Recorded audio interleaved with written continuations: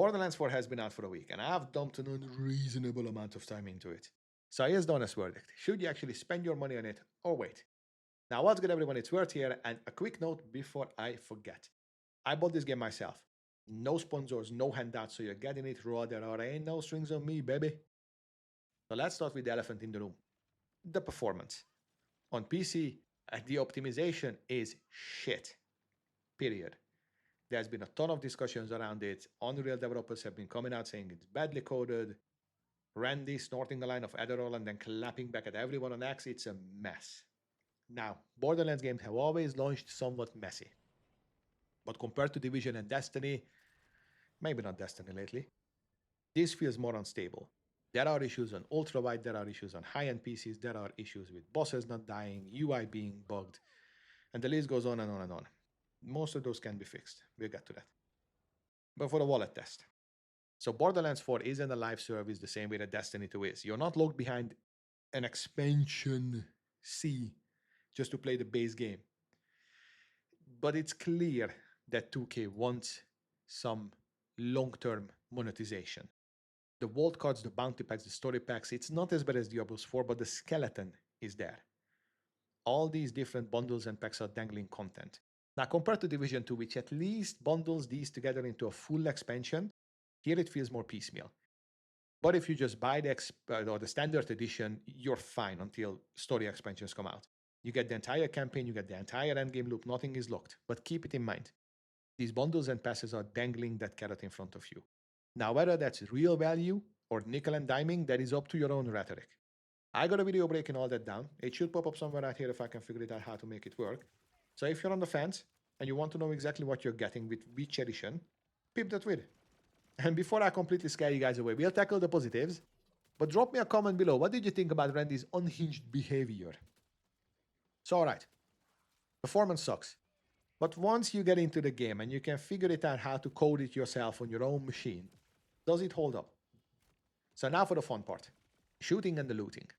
Now the gunplay feels exactly like a Borderlands game. The alt-fire modes add very much needed variety.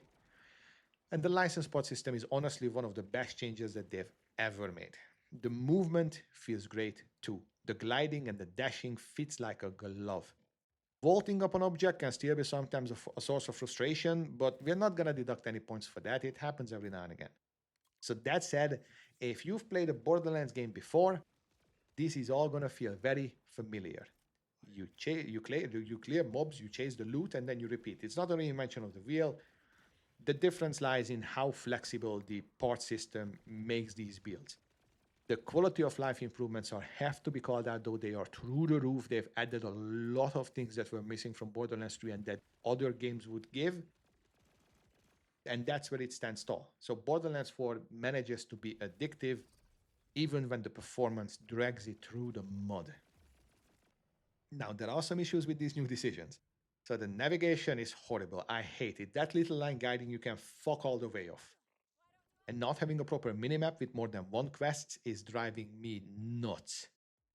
The world bosses despawn instantly, the diggy runner is slow and clunky, and I could go on, but all of these could, should, and hopefully will be patched fairly soon. So yeah, the gunplay slaps. The loot chase is alive and the system is good, but the polish drags it down a good notch. Now, by the way, if you're hunting for the best leveling builds, even if I do say so myself, that's literally what I cover on this channel mostly, so stick around because I'll point you to that in the end. But let's pivot into the most subjective topic that is out there, the story.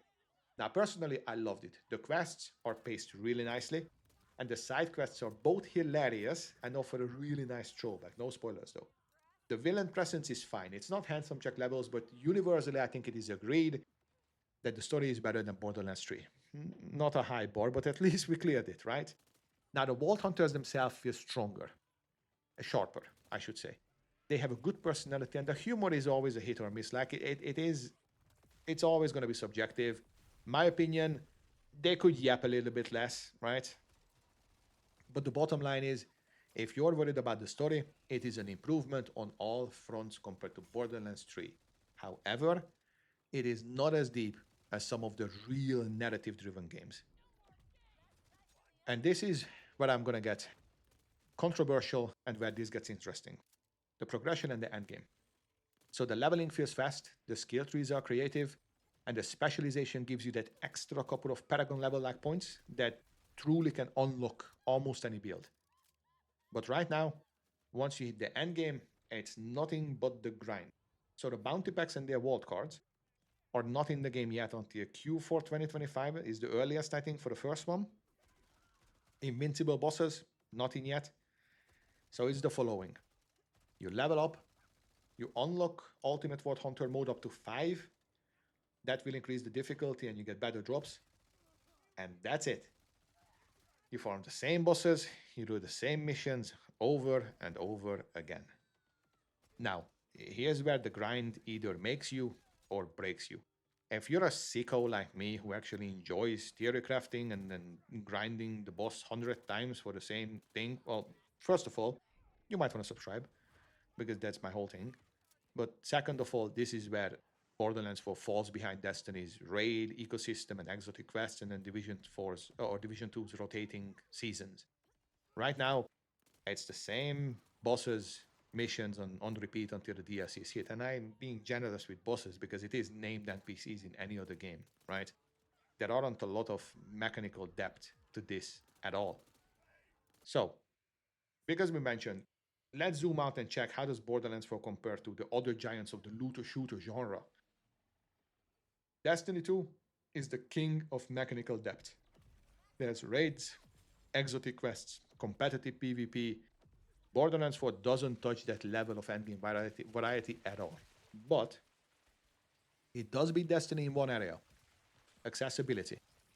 You don't need to buy 47,000 different expansions just to play the whole goddamn game. Division 2, in the meanwhile, crushes Borderlands 4 in terms of quality of life, the UI customization, the map navigation, inventory, filters. Ubisoft nailed that living system feel. Borderlands 4 is much clunkier by comparison. But when it comes to raw gameplay, fun, and loot creativity, Borderlands will run laps around Division.